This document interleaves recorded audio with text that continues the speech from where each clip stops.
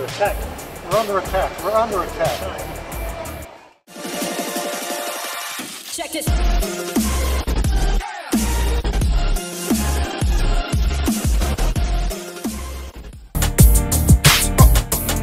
Right, watch out. I'm out here today with Warren, and we're at the local mall. What's this one? The Mall Banquet. Mall Banquet. And we've just been sitting here.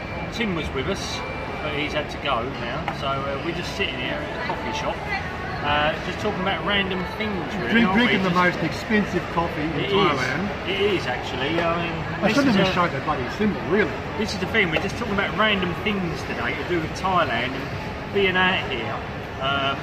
Obviously, you're living here, but someone even like me, just coming out here for more than your normal holiday of say 2 to 3 weeks. So coming out here on a longer visa, you do things different to what you would on say your normal 30 days. Obviously, you know yourself. You come out here on your 2 or 3 week holiday, and you're like what they call it, the 2 or 3 week millionaire. Well, I know. It's like I've known Ian now for coming up to 3 years. About that, yeah. You're one of the first vloggers that I put on my channel back in 2016. Something like that, wasn't it? The old shop steaks. Yeah, the old shop steaks. The old shop steaks. Before he bought the and even back then, it was just one of those things. He was the one who was coming out for 3 to 4 weeks, and he had a calendar of doing this on day 1 and doing this on day 2 and this on day 3 and then you'd see 6 months worth of videos, all the stuff he was doing. And of course, I think last year you had a real problem with food poisoning. Oh, I got a dose of something. And, and it's 3 days in bed. I pinned it down to a crab curry, and that was it. It was over. Completely screwed up his itinerary. Oh, did it? Did it? Blimey, yeah. Some of the regular viewers will recognise that one. I think it was Udon Thani, and I had a crab curry. I fancied a crab curry one night at a random restaurant. Never had trouble with seafood ever, anywhere in the world before, ever. And I had this crab curry, and that was it.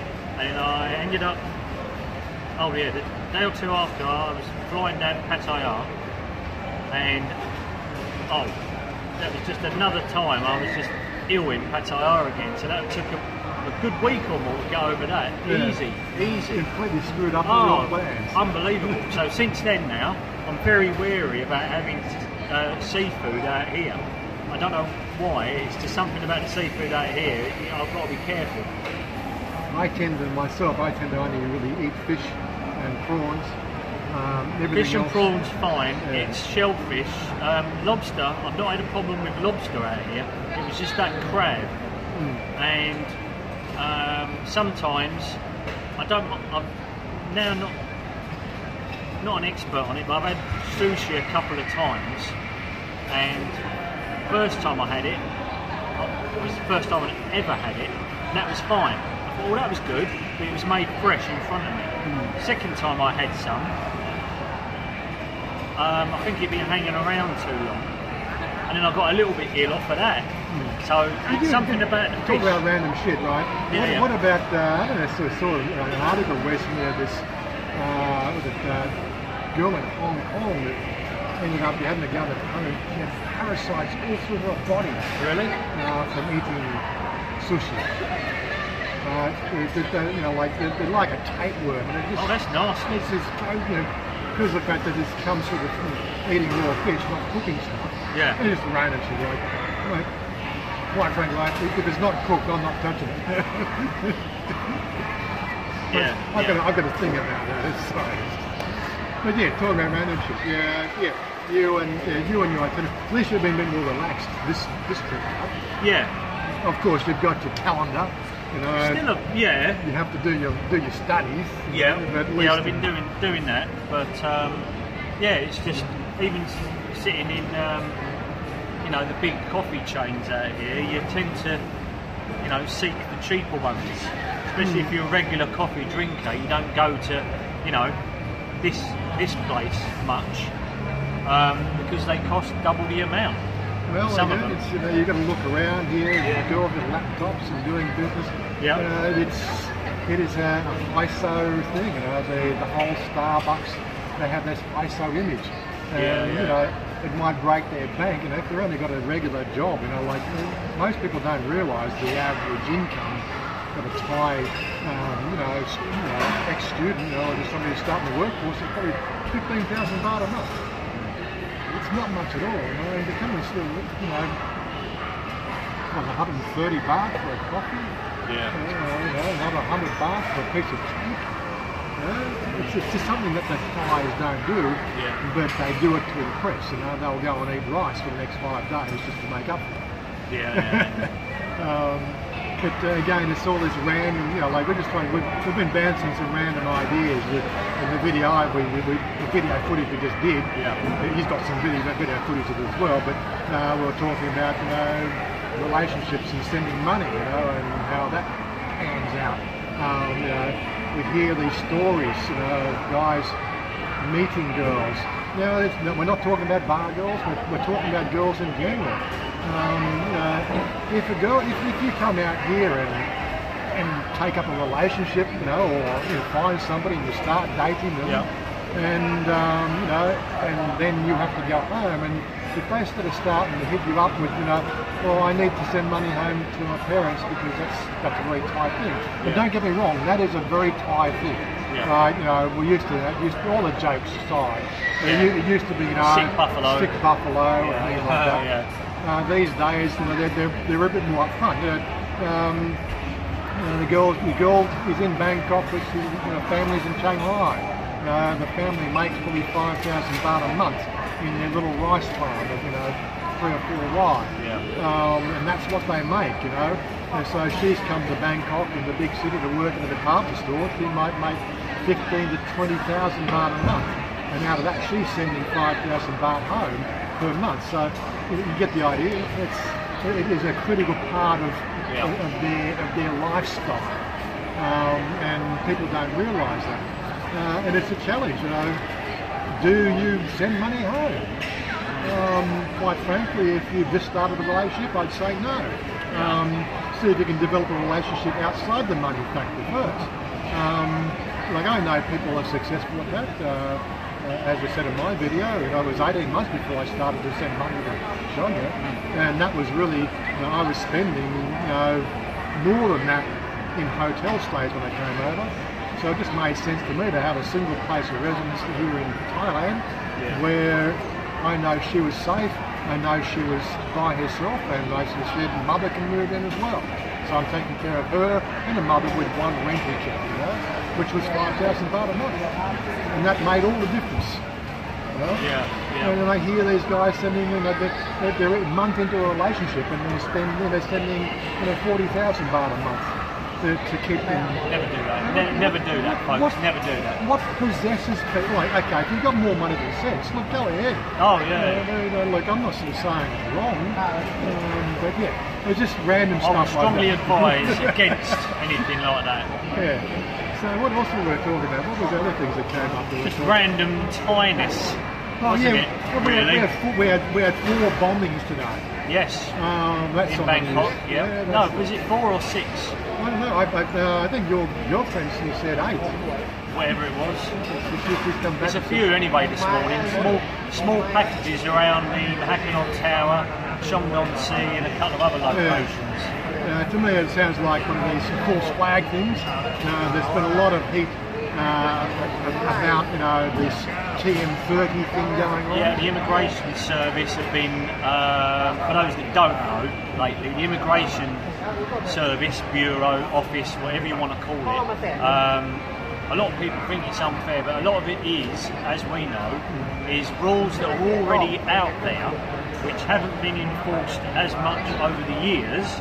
They're now starting to enforce them more, rightly or wrongly, if you agree with it or not. Some of it, I think, personally, is a bit heavy-handed, i.e. lately the one that's blown up is the TM30, which, if you're on your 2 or 3 week holiday and you're going to be in a hotel, and especially for us English coming out, you get given a bit of paper on the plane and you fill that out, and then a bit stays in your passport. When you hit your first hotel, you give them your passport with this piece of paper that you filled out, TM6. and then they have to register you with immigration. If you're in the same hotel and you're not going anywhere else, it's fine. But the likes of me using Airbnbs and moving around, it becomes more of a problem because every time you move around, technically by the law, you have to keep re-registering all the time. So even if you've got, say, like me, one place, Airbnb, and that's where you've been registered, if I go for a weekend somewhere, I then technically have to re-register at the new place, the temporary place even, and then when I come back to where I've just come from, I need to register again. And it's like, this is what's causing the fracas at the moment.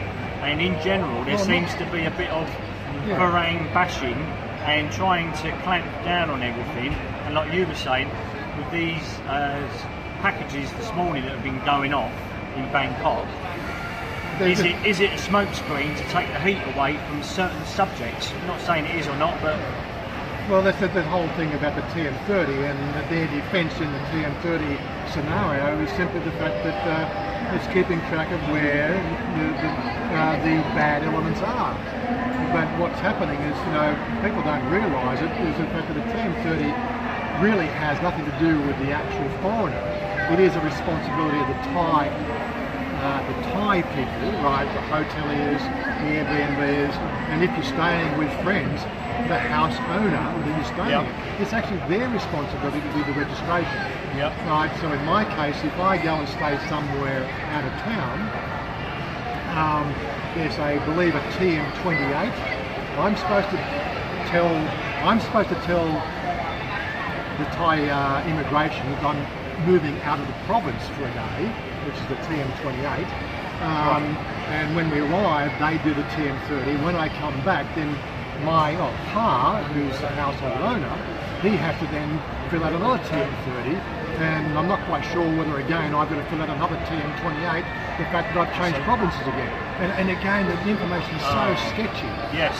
And it's just driving people nuts. But again, the authorities are saying it's a safety thing. We want to know whether we want to know what bad elements are.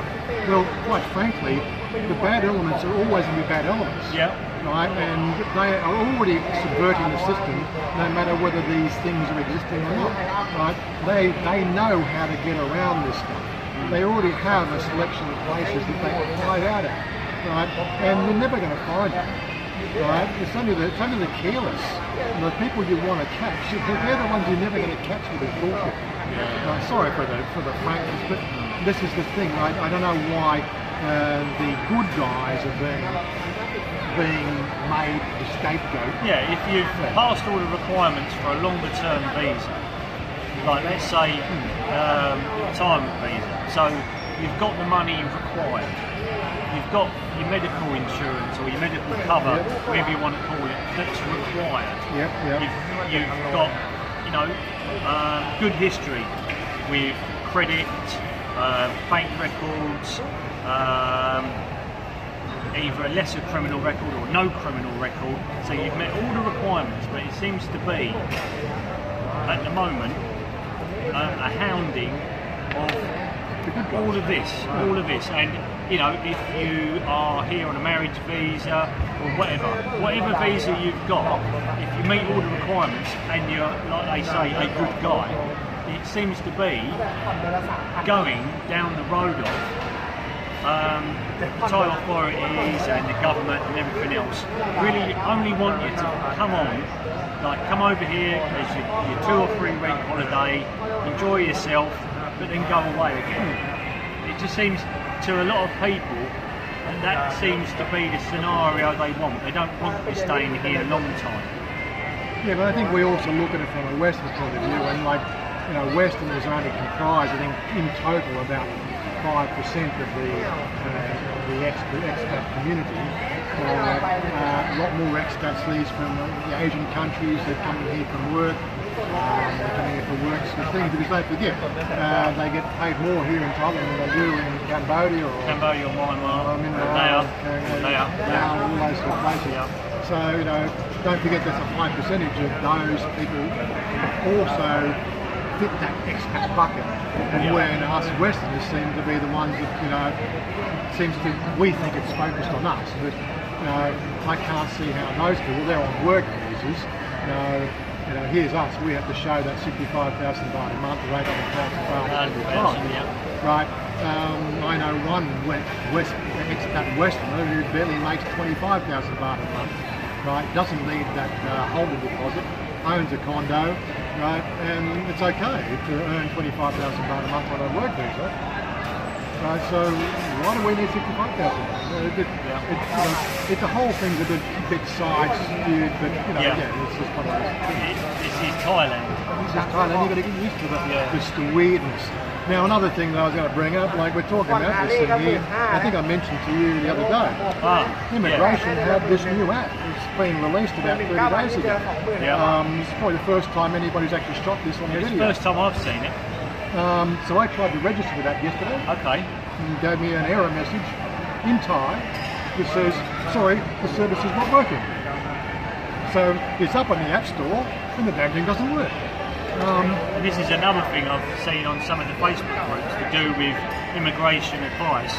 People are trying to go online, doing the right thing with this TM30, trying to go online and register and fill out the TM30, and the system's crashing all over the place, bringing them up with messages, can't do this, can't do that. So you think, or you need something. I think one I heard was the feedback was, well, you need Windows 7 and IE 8. Oh yes, that was it. What? So you think most people nowadays have got a Windows 10 based computer or laptop or whatever it may be, tablet.